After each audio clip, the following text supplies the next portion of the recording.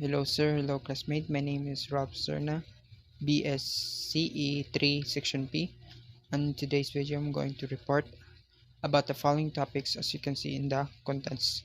So I'm going to report about evapotranspiration, measurement of evapotranspiration, evapotranspiration equations.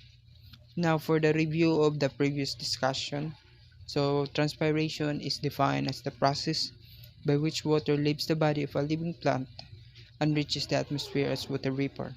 So mao lagi to na dili ra mahitabo ang sa juta or sa any type of bodies of water na ang iyang water is mo adto sa atmosphere as water vapor, but also may tabo po siya sa mga plants, which is ang water inside the plants is mo gawas and moadto sa atmosphere as water vapor. So gitawag ni sa transpiration. Now for the evaporation is the process of which liquid state changes to gaseous state at the free surface below the boiling point through the transfer of heat energy. So mao lagi ni ang process na nang mausob ang water, ang liquid state to gaseous state. So mao ni ang mahitabo sa kanang mga bodies of water sa juta na evaporate padung sa atmosphere as water vapor. Now, so what is evapotranspiration? Evapotranspiration is the sum of evaporation from the land surface plus the transpiration from plants. So combination, ang evapotranspiration is combination ni siya sa transpiration o evaporation. So in hydrology and irrigation practice, it is found that evaporation and transpiration process can be considered advantageously under one head as evapotranspiration. The term consumptive use is also used to denote this loss by evaporation. Now for a given set of atmospheric conditions, evapotranspiration obviously depends on the availability of water. If sufficient moisture is always available to completely meet the needs of vegetation fully covering the area, the resulting evapotranspiration is called PET or potential evapotranspiration. Potential evapotranspiration no longer critically depends on the soil and plant factors, but depends essentially on the climate factors. The real evapotranspiration occurring in a specific situation is called actual evapotranspiration or AENT. Now, I'm going to introduce at this stage two terms, the field capacity and the permanent wilting point. So field capacity is the maximum quantity of water that the soil can retain against the force of gravity. Any higher moisture input to a soil at field capacity simply drains away, while permanent wilting point is the moisture content of a soil at which the moisture is no longer available in sufficient quantity to sustain plants. At this stage, even though the soil contains some moisture, it will be so healed by the soil grains that the roots of the plants are not able to extract it in sufficient quantities to sustain the plants and consequently the plants' wealth.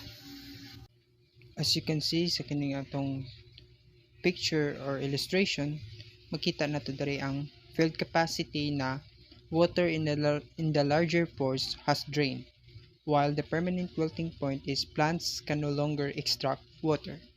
So sa field capacity is more than iyang maximum quantity of water that the soil can retain, while ang permanent wilting point is mao ni siya ang moisture na dili na sufficient para makasustain siya sa plants, para mabuhi pa ang plants. Dili naka-extract og water ang plants. The field capacity and permanent wilting point depend upon the soil characteristics, and the difference between these two moisture content is called available water, the moisture available for plant growth. So ang kuan ra ni is magdepende kuno sila sa soil characteristics, da ang ilang difference is ang ilang moisture, ilang available sa water na para sa plant growth. As you can see sa kaning illustration, ang field capacity is ang tanom is nabuhi siya because of sufficient quantity of water sa ground. Then while the permanent wilting point is wala na kadyo siya moisture na ma-extract sa plant, which is mo result siya na mag-wilt ang plants or manghina or ma-down na or mamatay. So ang kini is mo ni siya ang figure for the variation of the A, E, and T for the actual evapotranspiration. So about ni siya sa when the moisture, soil moisture is in the field capacity or the soil moisture is in the permanent wilting point. Mo ni siya ang diagram. Now in the book, hydrologic budget can be written as P minus R sub S minus G sub O minus E act is equals to delta S, where P is equals to precipitation, R sub S is equals to surface runoff, G sub O is equals to subsurface outflow, E sub act is equals to actual evapotranspiration or AET, and delta S is equals to change in the moisture storage. Now, in the 3.9 measurement of evapotranspiration, the measurement of evapotranspiration for a given vegetation type can be carried out in two ways, either by using lysimeters or by the use of field plots. So what is lysimeters? A lysimeter is a special watertight tank containing a block of soil and set in the field of growing plants. The plants grown in the lysimeter are in the same as in the surrounding field. Also, it is mentioned here that conducting lysimeters should be buried that the soil is at the same level inside and the outside container. And also, evapotranspiration is estimated in terms of the amount of water required to maintain constant moisture condition within the tank, measured either volumetrically or gravimetrically through an arrangement made in the lysimeter. So in the other one is field plots. So in special plots, all the elements of the water budget in a known interval of time are measured, and the evapotranspiration determined as evapotranspiration is equals to precipitation plus irrigation input minus runoff minus increase in soil storage, groundwater loss.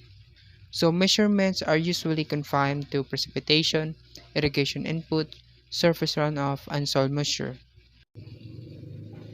Now for the 3.10 evapotranspiration equations. Now the lack of reliable field data and the difficulties of obtaining reliable evapotranspiration data have given rise to a number of methods to predict potential evapotranspiration or PET by using climatological data. So large number of formulae are available. They range from purely empirical ones to those backed by theoretical concepts. So these are the useful equation given below. Number 1 is the Penman's equation. And naadari nakabutang ang reference graph evapotranspiration. Number 2 is the Blaney-Creedle formula. And number 3 is the Thornweight formula. So ang naaray example problem diri is the Penman's equation and the Blaney-Creedle's formula. So first is the Penman's equation. So Penman's equation is based on sound theoretical reasoning and is obtained by a combination of the energy balance and mass transfer approach. So the given formula or equation to get the potential evapotranspiration is PET is equals to A times H sub n plus E sub A times psychrometric constant all over A plus psychrometric constant. Now, where PET is the daily potential evapotranspiration in millimeters per day, while A is the slope of saturation vapor pressure versus temperature curve, at the main air temperature in mm of mercury per degree Celsius.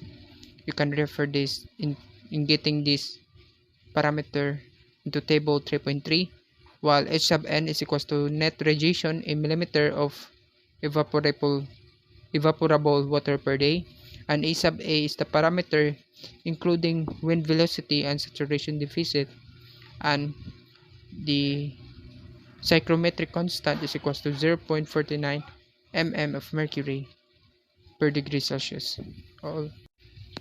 So the net radiation is the same as used in the energy budget in the equation 3.8, and is estimated by the following equation. So moneying equation to get the net radiation or the H sub n. So H sub n is equals to H sub A, the quantity of 1 minus R times the quantity of A plus B times N over big N minus the Stefan-Boltzmann constant and the T sub A times the quantity of 0.56 minus 0.092, then times the square root of E sub A times the quantity of 0.10 plus 0.90 times N all over big N, where HA is equals to incident solar radiation outside the atmosphere on a horizontal surface expressed in mm of evaporable water per day. It is a function of the latitude and period of the year as indicated in table 3.4. So to get the sub A is, you can refer this on the table 3.4. Now A is equals to a constant depending upon the latitude phi, and is given by it's A is equals to 0.29 cos phi. Now B is equals to a constant with an average value of 0.52. Now small n is equals to actual duration of bright sunshine in hours, and big N is the maximum possible hours of bright sunshine. It is a function of latitude as indicated in table 3.5. So ang big N also is makuha ni nato sa table 3.5, mag-refer ta ato para makuha ni. So R is the reflective coefficient or albedo. Usual ranges of values of R are given below. Now, mao ni ang dirita magbase kung unsa ang value sa R. Mao ni ang surface o range of R values. If it is snow, water surface, bare lands, or closed ground corpse, na diri ang mga range sa R values. Now, Stefan-Boltzmann constant is equals to 2.01 times 10 raised to the power of negative 9 mm per day. And T sub A is equals to mean air temperature in degrees Kelvin. So makuha ni nato mao ni ang formula to get the T sub A is equals to 273 plus degrees Celsius. And E sub A is equals to actual mean vapor pressure in the air in mm of mercury. Now to get the parameter E sub A is money ang formula or equation na itong gamiton. E sub A is equals to 0.35 times the quantity of 1 plus mean wind speed over 160 times the quantity of E sub W minus AA, in which U sub 2 is equals to mean wind speed at 2 meters above the ground in kilometers per day, and EW is equals to saturation vapor pressure at mean air temperature in millimeters of mercury, table 3.3. And E sub A is the actual vapor pressure defined earlier. Now, these are the tables that we need para makuha na to ang mga parameters na to kailangan to solve the problem sa related sa Penman's using the Penman's equation. So, mani ang atong paggamitan.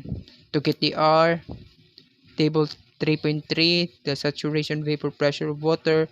To get the A, or to get the E sub W. And for 3.4 is the mean monthly solar radiation at the top of atmosphere, H sub A, in mm of evaporable water per day. So mo na ang table na atong makuha ang h sub a. So magdepende ni siya sa given sa problem sa latitude. Now for the table 3.5 is mean monthly values of possible sunshine hours n. So ani sad na to makuha ang value sa atong big N na to. So magdepende po ni siya sa latitude. For example, ang given sa problem is 10 degree north latitude is so mohatag sa month kung asa to siya like November. So 10 degree to November is ang big N niya is 11.7. Now for the example problem 3.2 given in the book. So calculate the potential evapotranspiration from an area, New Delhi, in the month of November by using Penman's formula. First is we need to get the A. Now to get the value of A, so we need to, as I mentioned earlier, we need to refer to table 3.3. Now in table 3.3, ang given na to, given na to dire sa atong problem na mean monthly temperature which is equals to 19 degree. Now sa table 3.3 is ang temperature na available dire na dire is 5.0, 7.5, 10.0, 12.5, 15.0, 17.5, 20.0. As you can see, walay 19 degree Celsius na 17.5 rani din locked out to 20.0. So atong buhaton dire is mag method of interpolation ta. So na ang gibali ang atong temperature is nasa tunga-tunga sa 17.5 to 20. So atong button is, so ang process sa paggamit og method of interpolation is mag table sa ta, so degree Celsius, then the value of A. So 17.5 mao na ang kinaunhan na temperature na dool. Then 19 mao na degree Celsius, then 20 degree Celsius. So kibali ang 19 na to is nasa tunga-tunga sa 17.5 ug 20. Kay ang 19 kay dili mag-given dito sa table, wala may 19 degrees Celsius.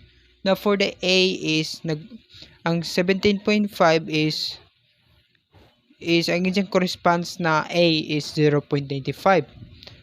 For the 20 degrees Celsius, dyan corresponds na A is 1.05. Now for our 19 degrees Celsius is mao ang missing, which is mao atong kinahanglon pangitaon. Now ang buhaton nato diri is first is ato sa degree Celsius pa ni sa table. So 20 minus 17.5 then equals to 1.05 minus 0.95. Then 20 minus 19. Mao na ni sa denominator na ni. Then equals to denominator sa 1.05 minus 0.95 is 1.05 minus x. So nani si J pattern, pero dili na masuwat kay dili mo makasuwat sa phone. Then i-simplify ra ni, mag cross multiply ka ba yan na. Then x is equals to 1.01 mm per degree Celsius. So mo na to atong value sa A. Now next is kwaon na to ang HA. Kay di pa man ta kakuha sa HN na to, kay need man tag mga parameters or mga kining needed na value para sa to use the nitrogen formula or equation. So getting the HA, mag-refer na punta sa table 3.4 and ang atong given na latitude diri is 28 degree 4 inches, or we can write this in as 28.067. So maghimo na pati table diri, as you can see nas gilid, and latitude and November. Now for 20 degree, now sa table table 3.4. Now for sa north latitude na to dire is, as you can see, wala si siya 28 degree 4 inch. Kuha na si siya 10 degree, 20 degree, and 30 degree. So as you can see, naragyapan si siya sa tunga-tunga sa 20 degree o 30 degree. So atong baton na to is mag method of interpolation nagyapon ta. So and naday dire mention na north latitude na to is 28 degree 4 inch, then ang month is November. Now for the 20 degree is ang correspond value ni ja is for HA sa month of November is 11.2 and sa 13 degree is 9.1. So mo ni dare 20 degree, so 11.2 correspond ni ja na HA, then ang 28.067 mo ni sa tunga, then ang ijang correspond HA ni ja is missing tagibutang as X, then 30 degree is mo ni si ja ang latitude pod, and ang ijang correspond na HA is 9.1. So ang atong gibuhat diri is first ang kining ubos 30 degree gi-minus na to sa kinababuan 20 degree is equals to ang kinira pong ubos 9.1 gi-minus na po sa 11.2. Then sa denominators all over divide both side. So sa kining kinunhan is ang 30 degree i-minus na po mo sa 28.067. Then sa picas is equals to sa denominator is 9.1 i-minus mas x. Then i-simplify na nimo, i-plus, cross multiply nga. Then x is equals to 9.5059 mm water per day. So mo na ni atong value sa HA. Now to get the R, so ang R is actually given na siya. Kaya ang dire sa nature of surface cover is close ground green crop. Then sa table, as you can see, ang giingon ganina na ay range of R values. Then there is a table is cross ground corps is ang value niya is 0.25. Then ang A niya is mao to ang nasa formula na gamiton, which is mao ni 0.29 cos phi. So ang kaning phi is magdepende ni sa latitude na to. So 0.29 cos cosine day cosine, then ang ijang phi value is 28 degree 4 inch north. So ato na i-calculate, then magawas ang A is equals to 0.255896214.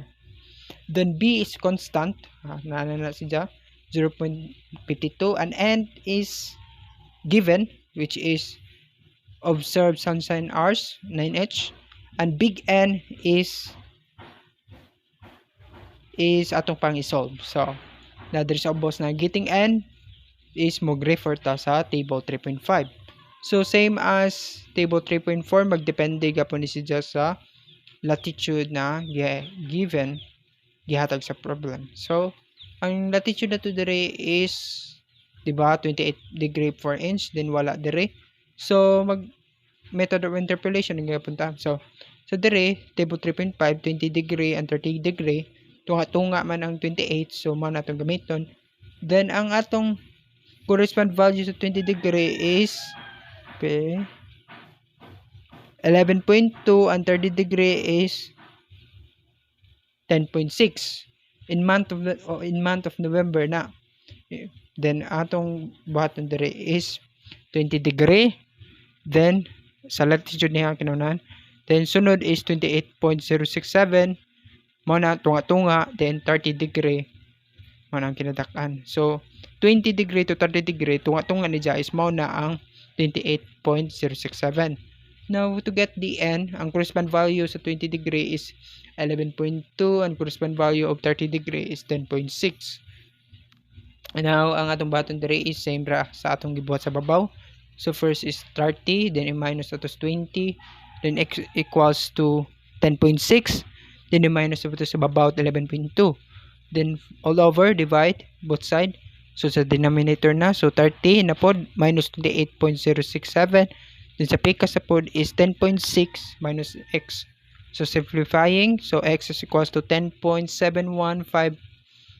So mo na ang value sa n.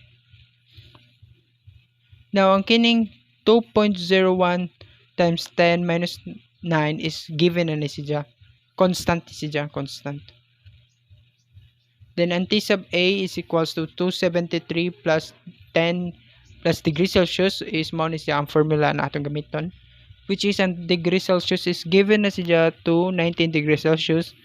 Then 273 plus 19 is 292 man ang value sa T sub A. Now to get the E sub A,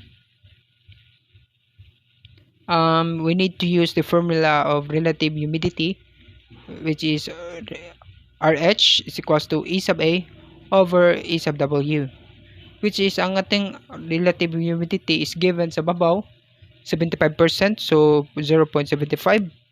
EA, which is mao ang missing, then EW is wala ta aning value, so ato sa ni pangitaon para makuha na tong E sub A. So atong baton is to get E sub W, interpolate na pud ta, mag-refer ta sa table 3.3, refer ta sa table 3.3, then temperature is 19 degree, which is wala po 19 degree dire, same represent atong gibot sa babaw to get the A. So ang atong button dire is method of interpolation 17.5 degrees Celsius ug 20 degrees Celsius is ato nang interpolate na to, which kay ang 19 degree kay tunga man na temperature. So ang corresponding E sub W or saturation vapor pressure niya is 15 mm of Hg, and ang 20 degrees Celsius ang corresponding E sub W niya is 17.54.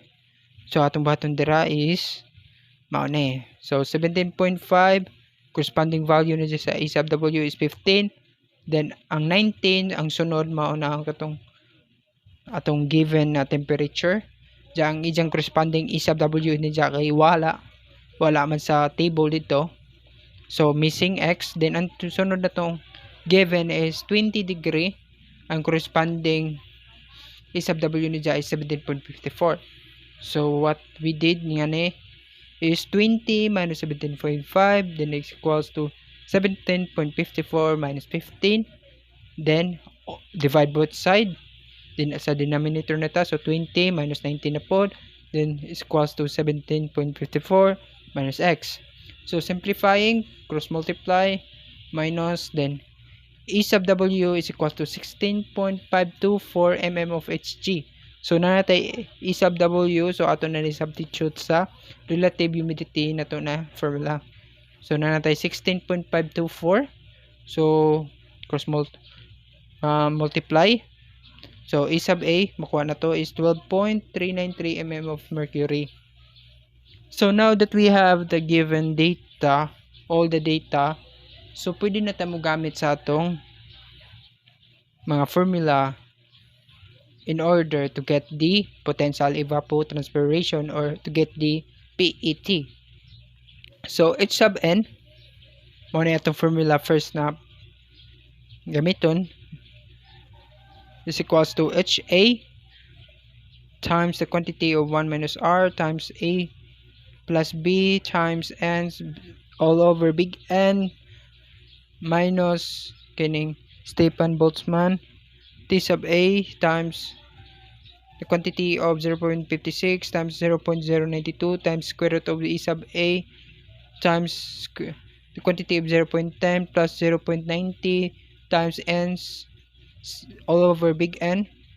Then ato nato ipang substitute ang atong mga parameters na namatay tanang value. So H sub N is equals to ang H sub A is equals to 9.50593, then 1 minus ang R na to is naana po 0.25, then ang A na to is nanasad 0.255896214 plus B is 0.52 and N is given na sad katong 9 hours 9, then ang big N is 10.71598 minus constant, so minus the Stefan Boltzmann, so constant siya given na siya is equals to 2.01 times 10 minus 9.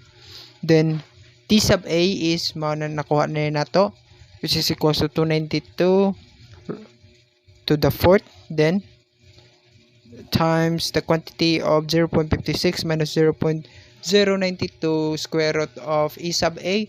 Nakuha na po na nato. So 12.393. Then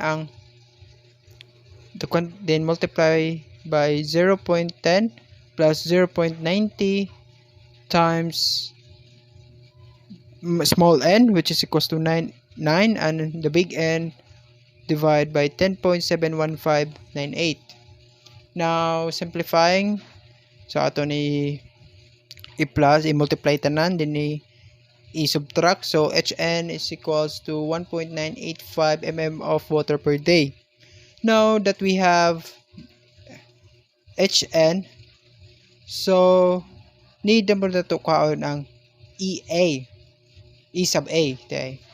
So the formula na atong gamiton to get the E sub A is equals to 0.35 times the quantity of 1 plus U sub 2 all over 160 times the quantity of E sub W minus E sub A.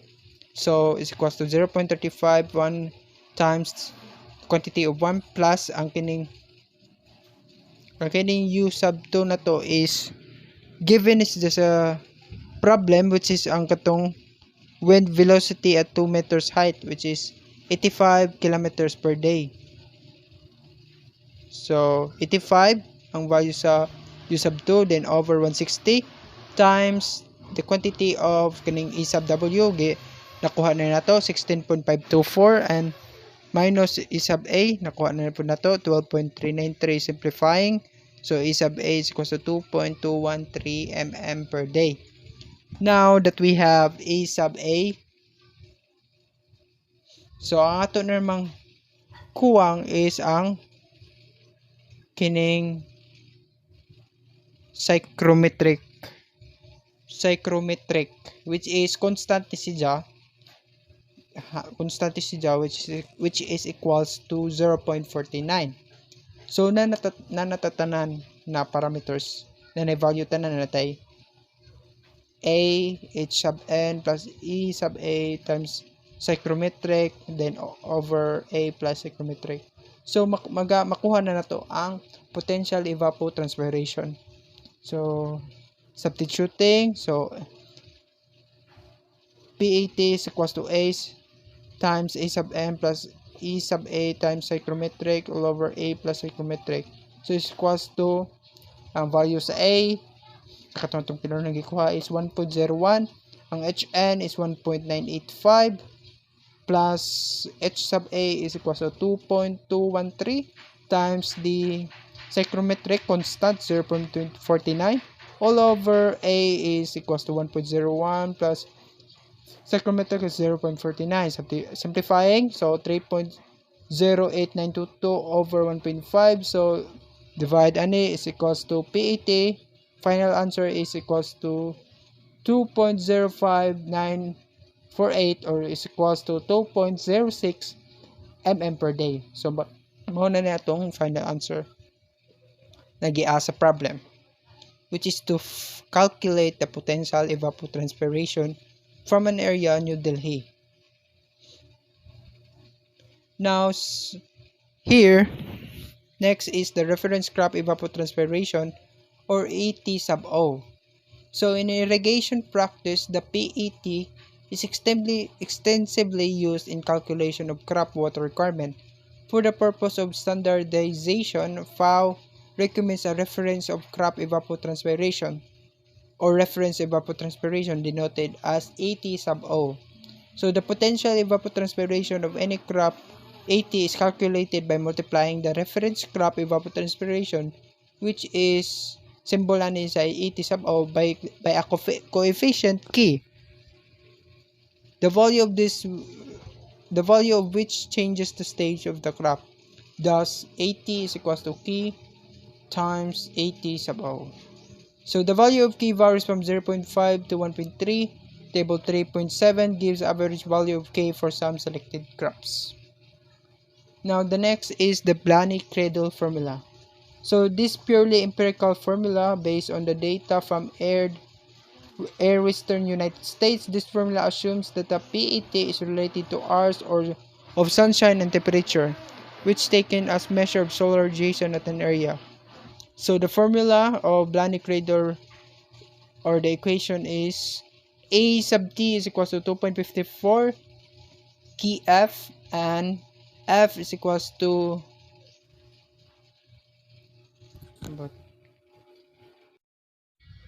so the formula in Blaney's cradle is E sub T is equals to 2.54 times key times F.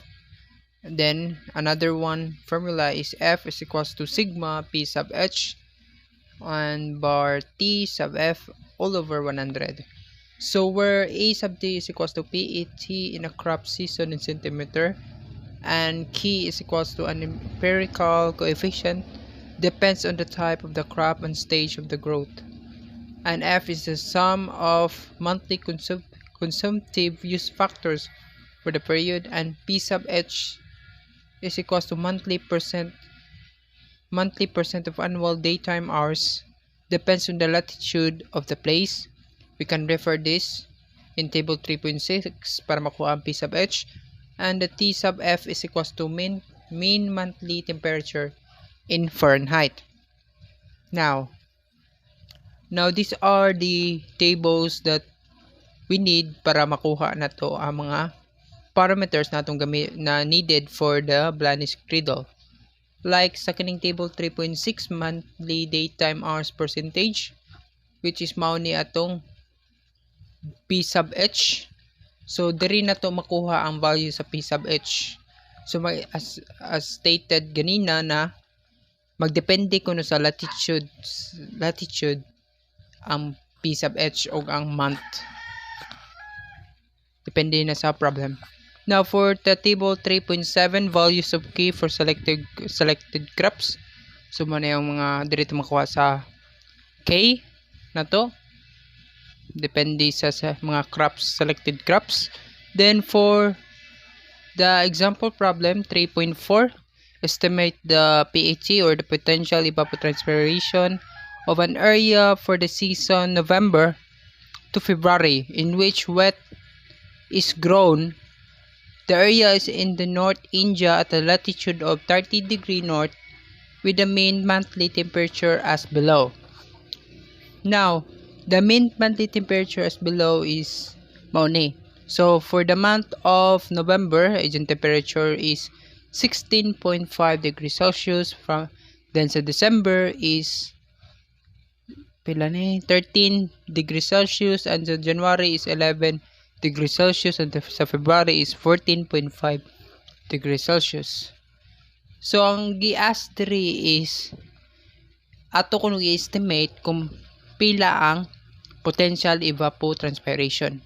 So ang given is ang latitude sa given sa problem equals to 30° north latitude, then TF given sad in the table above mao ni ang mean monthly temperature, but ato nang need na nato i-convert into Fahrenheit ang kining atong mga temperature. So Celsius man ni to convert to Fahrenheit. Then K is 0.65 ngano 0.65 kay sa problem is wet man si ja, then mag-refer ta sa table 3.7 mo na ang K na to. So wet man si ja, ang crop ni ja wet, then ang average value of K ni ja is 0.65. So mo nang 0.65. Then ang solution ani is maghimo ta og kumurag table dere pero why table. So November, December, January, February, then T sub F is equals to 61.7. So ang ato na gi-convert into Fahrenheit. So 61 ang 16.5 degrees Celsius convert to Fahrenheit is equals to 61.7. Then sa December ang 13 degrees Celsius nahimong 55.4 degree Fahrenheit. Then So January 51.8 Fahrenheit and sa February is 58.1 Fahrenheit. Now sa P sub H niya is nakuha ni nato sa latitude. Yes, sa latitude sa table 3.6. So mag-refer man ta sa table 3.6, then ang latitude given is 13 degree north, so 30 degree from the month of November to February. So 30 degree from the month of November is 7.19. So mao na 7.19, and then December 7.15, and January is 7.30, and February is 7.03. Then what we need to do next is ato i-plus ang T sub F plus P sub H. Horizontally na siya, dili vertically. Horizontal siya pag plus. So 61.7 plus 77.19 divide 100, so mo na ang 44.44. And sa December is 55.4 plus 7.5 divide 100, so equals to 3.96. Then 51.8 plus 7.30 divide 100 is 3.78. Then 58.1, 7.03 divide 100 is equals to 4.08. And after ana is i-plus na nato tanan ang mga value diri. So 4.44, 3.96 plus 3.78 plus 4.08, which is equals to 16.26. So mo na atong value sa F na to, which is mao ni ang F na to is mao ni ang sum of monthly consumptive use factors for the period. Mao na atong value sa F. So mao na mas kilid na ang formula sa F is equals to sigma P sub H times T sub F all over 100. So mao na. So after nato kuha sa F is mogamit na ta sa final formula, which is A sub T is equals to 2.54 key F. So A sub T is mao ni siya ang define ganina is ang mao ni siya ang PET in a crop season in centimeter. So mao ni siya ang potential evapotranspiration. So is equals to 2.54. Key na to is nana katong 0.65 na nakuha na to sa table 3.7 kay wet man siya. Then ang F nito is nanasad 16.26.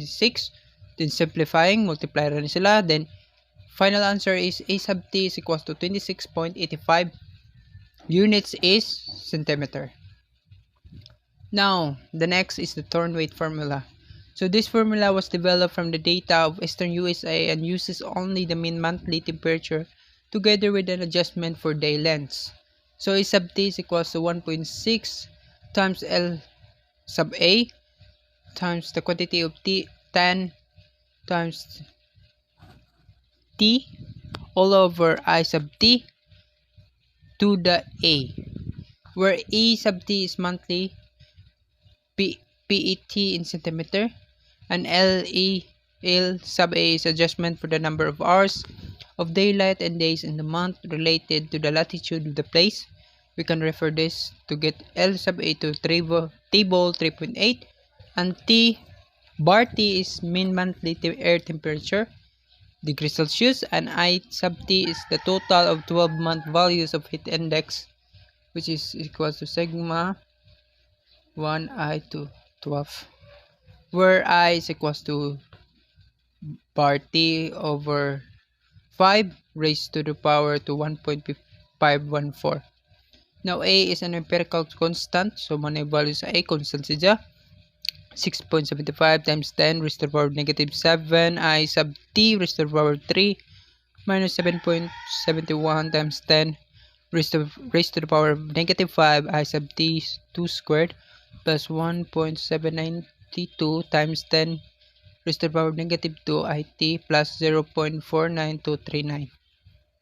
Now, this is, so muna ni ang table. Lastly, ang atong i-refer to get the LA, ang atong adjustment factor. So, that's it. Thank you. Hello, my name is Marvin Pierito, and I will be discussing Chapter 3, Section 11 to 13. So, Section 11 is the potential evapotranspiration over India. So, evapotranspiration is the movement of water from the surface to the atmosphere. But in this topic it is the potential evapotranspiration, meaning it is the estimate. So we can get the estimates using Penman's equation and the available climatological data. So this is for the country of India. The main annual PT in centimeter over various parts of India is shown in the form of isoplets. So isoplets is the lines on the map through places having equal depths of evapotranspiration. So makita na to sa kaning kuan, kaning mga broken lines. This represents the evapotranspiration, or in this case, atong section 11 is the potential evapotranspiration. Over the map, we can see the values ranging from 120 to 200. These are the numbers for the potential evapotranspiration, and this is also in millimeters. So, ranging from starting from this place, makakita na to nga kuan increase ng kuan kumpara sa ubang parts, like 120 ra dire, and in this place apil dire is kuan 180 to 200. So makita to nga di jud equal ang transfer sa ang movement sa water over various spaces, kay nang ubang parts nga di mapil sa uwan. Then this is the atong itawag na monthly potential evapotranspiration in India. So sa ubos nga part sa tables, the graph are the initials of the month. Then the values on the side is the movement of water in millimeters. So if we can see through as you can see throughout India, it rises in the first half of the year, especially on May. So from May up to from April to May, we can see that the potential evapotranspiration is very high, reaching almost 260 millimeters in Jodhpur, Bhuj, and in New Delhi it already reaches 240 millimeters. The same with Allahabad. But on Mumbai, Bangalore and Bellary, it is somewhere between 180 to 200. So these are the annual variations of the evapotranspiration, or the movement of water, which is also the estimate because this is the potential evapotranspiration throughout the country of India. Next is section 12, actual evapotranspiration. So different from evapotranspiration, actual evapotranspiration is already the measurement rather than the estimate. So AET for hydrological and irrigation applications can be obtained through the process of water budgeting and accounting for soil-plant atmosphere interactions. So meaning nag-account sila sa tulo ka buok factors, which is the soil, plant, and atmosphere interactions, because involves the movement of water, more specifically three processes ang evapotranspiration. So atong gitawag pod nga naputay gitawag nga Dorenbos and Pruitt. So this is the version of Penman's. So procedure ni sa pag kita sa actual evapotranspiration. So we have three steps of procedure. So one is using available meteorological data, the reference crop evapotranspiration, or ETO, is calculated. The second is the crop coefficient K for a given crop and stage of growth is obtained from typical interception loss curve. The potential crop evapotranspiration, or ETC, is calculated using ETC is equal to K times ETO, and the actual evapotranspiration, or ETA, at any time T at the farm given the crop is calculated as if AASW is greater than or equal to 1 minus P MASW, ETA is equal to ET sub O, known as the potential condition. Then, if AASW is lesser than 1 minus P MASW, ETA is equal to AASW divided by 1 minus P MASW times the crop evapotranspiration, which is ET, potential crop evapotranspiration, which is the ETC. So MASW is the total available soil water over root depth. Then AASW is the actual available soil water at time T over root depth. Then P is the soil water depletion factor for a given crop and soil complex. So the values of P ranges from about 0.1 for sandy soils to about 0.5 for clay soils. Then we have a problem here. A recently irrigated plot has on day 1 a total available soil moisture at its maximum value of 10 centimeters. If the reference crop evapotranspiration is 5 mm per day, calculate the actual evapotranspiration on day 1, day 6, and day 7. Assume soil water depletion factor P is equal to 0.20 and crop factor K is 0.9. So solution is, before we get that, our ETO is equal to 5 mm and our MASW is 100. Then first, let's find the 1 minus P MASW, which is equal to 1 minus RP, which is 0.20, times MASW, which is 100. So our MASW is 80. Then ETC is equal to K times ETO. K is 0.9 and our ETO is 5 millimeters. So our ETC is 4.5 millimeters per day. So day 1, our AASW is equal to 100, which is greater than our 1 minus P MASW, because our 1 minus P MASW is 80. So hence the potential condition exists, and ETA, or the actual evapotranspiration, is equal to the potential crop evapotranspiration, which is 4.5 millimeters per day. This rate will continue till a depletion of 100 minus 80 is equal to 20 millimeters takes place in the soil. This will take about our depletion 20 divided by 4.5, which is the ATC, which is equal to 4.4 for the 4 days. Then we can say that for ating round off, since the jam obo so above, so for 5 days, mobot of 5 days, our ETC is equal to ETA, which is also equal to 4.5 millimeters per day. So from day 1 to day 5, our ETC and ETA is 4.5 millimeters. Then continuation. So for day 6, AASW is equal to 100 minus 4.5 times 5, which is 77.5 millimeters. Then our AASW is lesser than 1 minus MASW. Okay, kuan man. 77 is lesser than 80.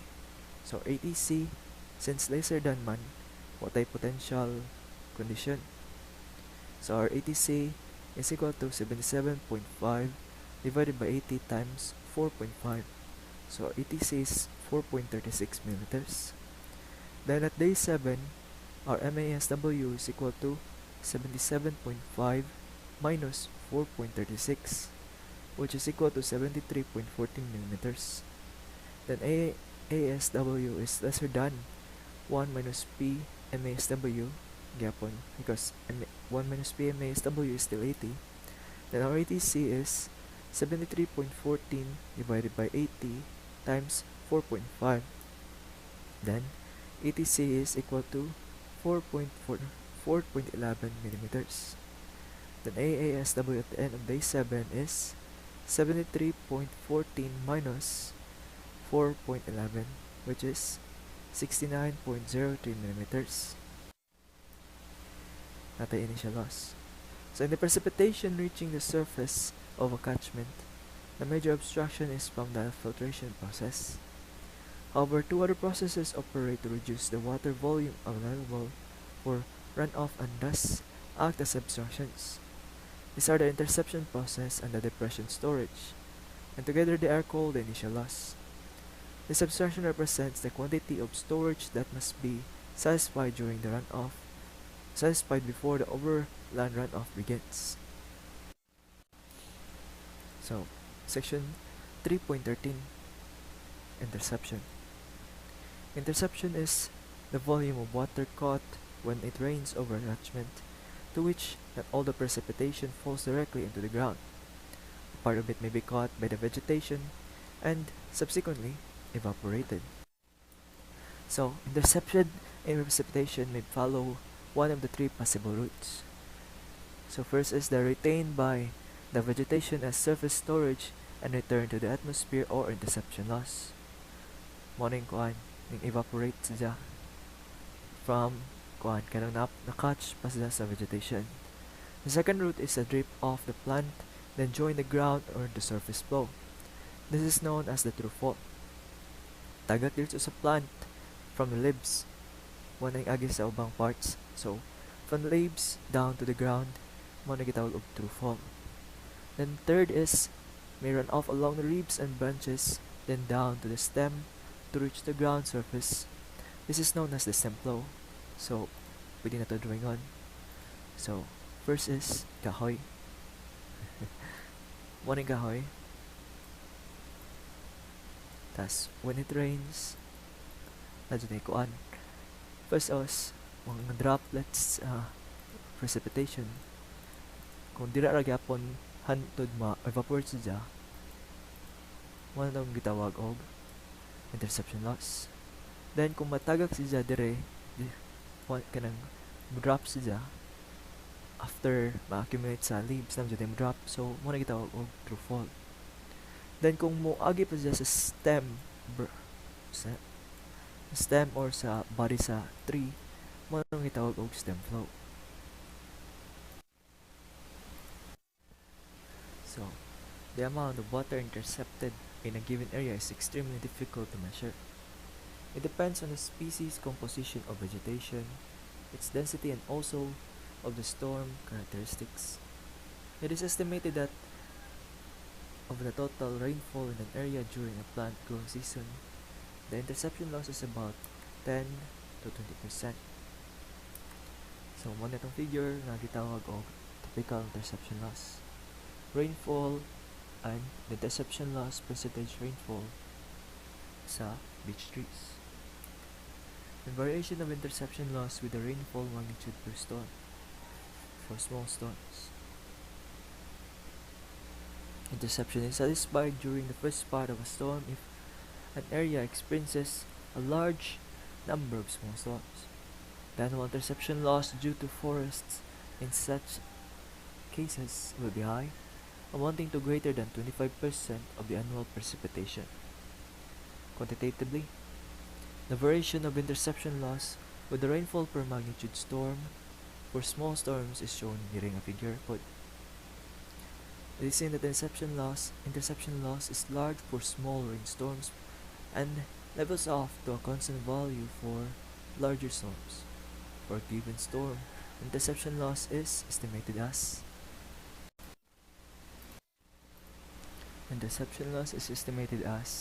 I sub I is equal to S sub I plus K sub I AT. So where I sub I is the interception loss in millimeters, S sub I is the interception storage whose value varies from 0.25 to 1.25 depending on the nature of vegetation. This is in millimeters. K sub I is the ratio of vegetal surface area to its projected area. E sub I, the E is the evaporation rate in millimeters per hour during the precipitation. T is the duration of rainfall in hours. It is found that coniferous trees have more interception loss than deciduous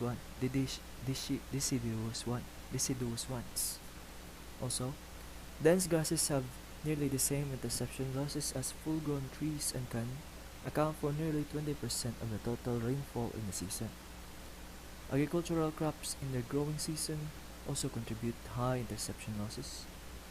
In view of this, the interception process has very significant impact on the ecology of the area related to silvicultural aspects, and in situ water harvesting and in the water balance of a region.